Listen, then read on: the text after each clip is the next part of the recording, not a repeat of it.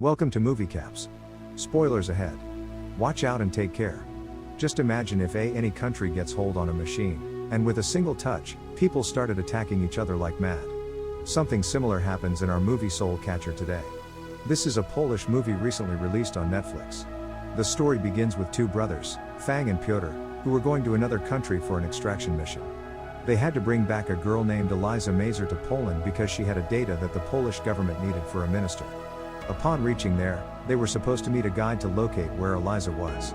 However, as soon as they reached the shore, someone killed the guide and his men. A girl appeared who didn't even know about their mission but knew Eliza's location. With her help, they reached the factory where many people were present. Fang's team attacks and defeats everyone, and they find Eliza, who has the USB. Eliza gives them the USB, and they are about to leave, but outside, some people attack them. It was challenging for them because those people were quite strange, almost like animals. Fang, Harbier, and Eliza go one way, and Piotr and the rest of the team goes the other way. Then they encounter some soldiers standing with a machine. Eliza is about to shoot them, but Fang stops her. They see a radio beam coming out of one of the machines, emitting a strange and mind-boggling sound. Fang's connection with Piotr is broken. Piotr is standing and staring at fire.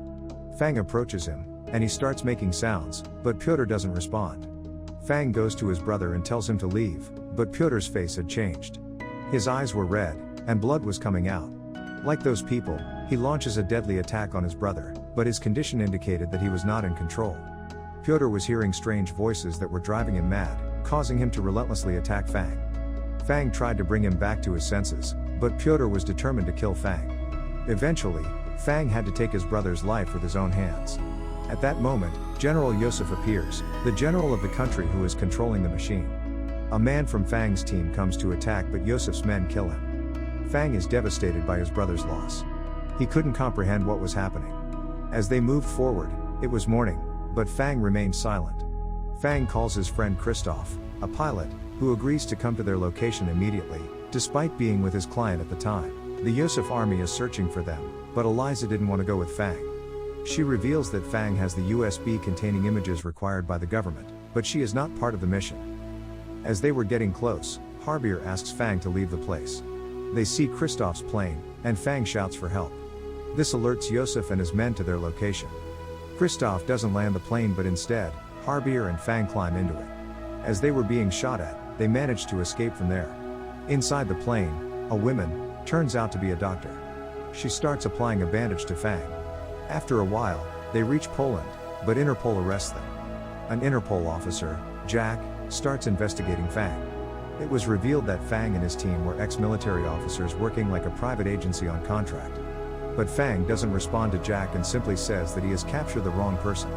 At that moment, a minister from Poland arrives and takes Fang away, leaving Jack helpless. As they leave, outside, Fang is asked about Piotr.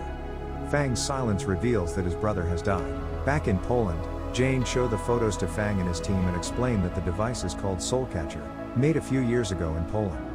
This device was initially created for medical experiments, aiming to cure cancer, and it successfully healed wealthy individuals too. However, later, it malfunctioned. The creator, Professor Mazer, which is also Eliza's father. He collaborated with General Yosef to smuggle the device out of Poland and now intends to use it against humanity. Fang asks what they should do now. Jane says they cannot do anything. Poland never interferes in the internal affairs of other countries unless someone is actively seeking something dangerous.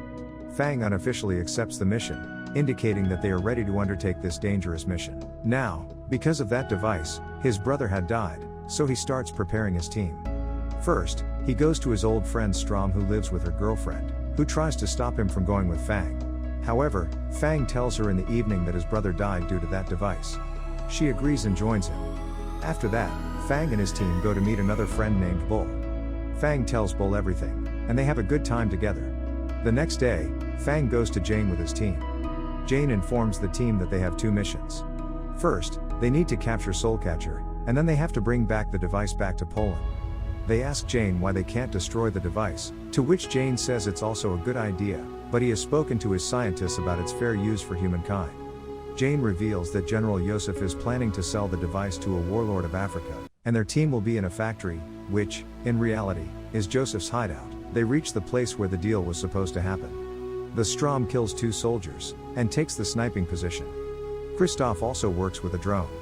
Jane keeps an eye on the mission from his office. Fang and Harbier hijack an army truck, heading towards that factory. Fang meets Eliza and Professor's assistant, Louis. Fang tells Aaliyah to get off the truck, but she refuses. She explains that she came here on her own because her dad is in that factory, and she is trying to save him. So, Fang and Harbier take them along. On the other side, Bull and Damien are at the back door of the building. Fang takes the truck to the factory gate, where a soldier talks to him in a different language.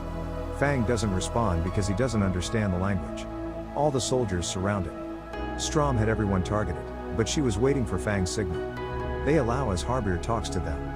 Under the factory, Damien and Bull find several dead bodies of soldiers. The professor is working on the device because it isn't affecting people's minds properly. Yosef keeps asking him repeatedly if the machine is fixed. The professor ignores, so Yosef hits him. Meanwhile, Eliza and Louis arrive with Hang and Harbier. Despite the professor's reluctance, Yosef kills Louis, threatening to kill Eliza too. The professor then explains that the device is working, and he demonstrates it by operating the device. Due to this, Fang loses communication with Harbier, and Strom's connection is severed. Just then, African warlord arrives, asking the professor to operate the machine again, and 3 people are kept in a cage. Even though the professor doesn't want to, they have to activate the radio beam on those people, causing them to go mad and start killing each other. African warlord likes the machine, and they strike a deal, asking them to place the device on their truck. Fang can't contact Harbier and Bull. Eliza is taken to jail by some soldiers, but they start harassing her, and all of this was being observed by Harbier. On the other side, the professor was also being taken somewhere. Fang was following the professor. Strom was also keeping an eye on the professor. These people enter a library where Fang, after killing the remaining soldiers, points a gun at the professor. Professor also tells him to shoot because he considered himself deserving of it. He explains to Fang that he created this device for the well-being of humanity, but someone enhanced its power, turning it into a super weapon.